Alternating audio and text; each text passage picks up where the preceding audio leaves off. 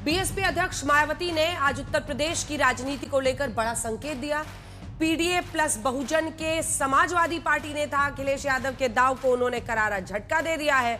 मायावती ने यूपी में गठबंधन की अटकलों को न सिर्फ खारिज किया बल्कि समाजवादी पार्टी और बीजेपी दोनों पर प्रहार किया है। 2027 के लिए उत्तर प्रदेश की सियासी बिसात बिछ रही है, मामला गर्म हो रहा है। सवाल है कि क्या मायावती का ये तेवर जातियों को इकट्ठा करने के अखिलेश के प्लान पर पानी फेर सकता है।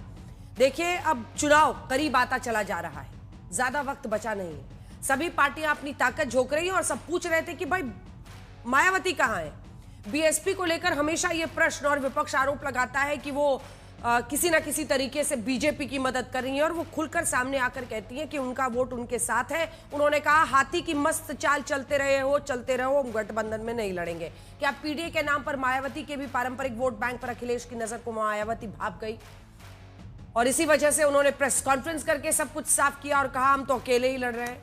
पीडीए के नाम पर दलितों के वोट की सेंधमारी मायावती रोक सकेंगी क्या मायावती तोड़ेंगी अखिलेश के पीडीए का मजबूत जोड़? यही आज हल्ला बोल का विषय। पहले ये रिपोर्ट देखिए।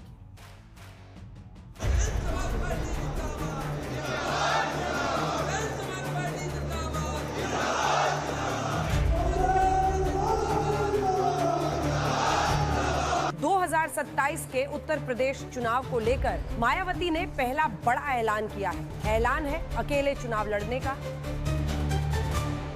आर्टिफिशियल इंटेलिजेंस अर्थात एआई को सफलता की कुंजी बताने की स्वार्थी चर्चाओं के बीच बीएसपी के बारे में ये चर्चा है कि उत्तर प्रदेश में पार्टी विधानसभा का होने वाला अगला चुनाव गठबंधन में लड़ेगी, जो विशुद्ध रूप से लोगों को गुमराह करने की नीयत वाला ये फेक न्यूज़ है। अर्थात ये बिल्कुल गलत, झूठ, हवाई में मनगढ़ंत खबर है।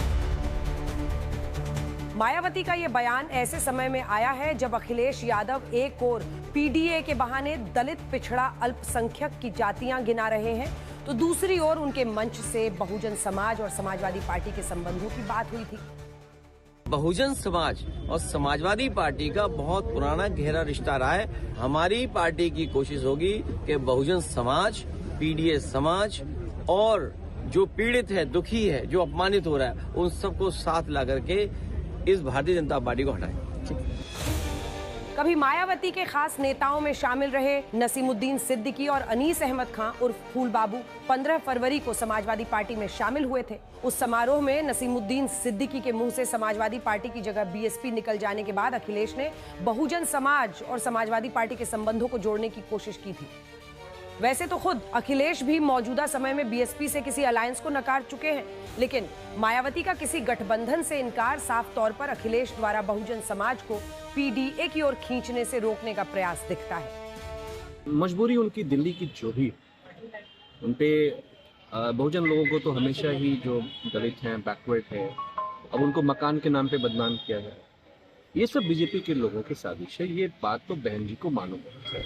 बहन जी ने स्पष्ट कर दिया कि बहुजन समाज पार्टी अकेले चुनाव लड़ेगी, तो फिर अखिलेश यादव जी के इस बयान की क्रेडिबिलिटी कैसे बचेगी?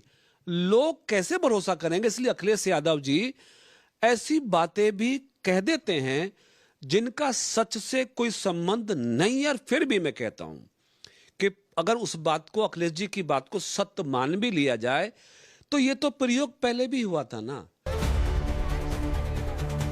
2019 के लोकसभा चुनाव में मायावती और अखिलेश गठबंधन में थे, लेकिन बुआ भतीजे के नाम से चर्चित हुई ये जोड़ी उस चुनाव में गठबंधन के खराब नतीजों के बाद बिखर गई। 2022 के यूपी चुनाव के बाद अखिलेश ने अपने मुस्लिम यादव समीकरण को विस्तार देते हुए उसे पीडीए यानी पिछड़ा, दलित, अल्पसंख्यक कहा।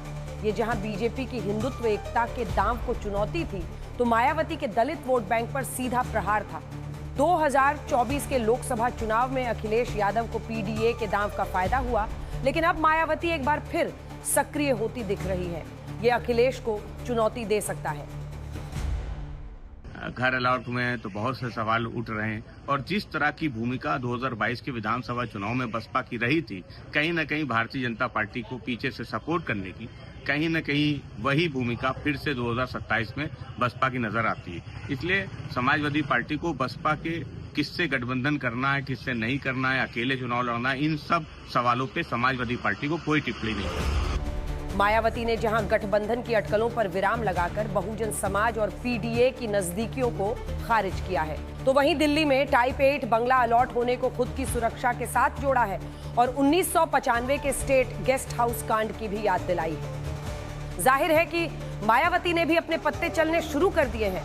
आज तक ब्यूरो।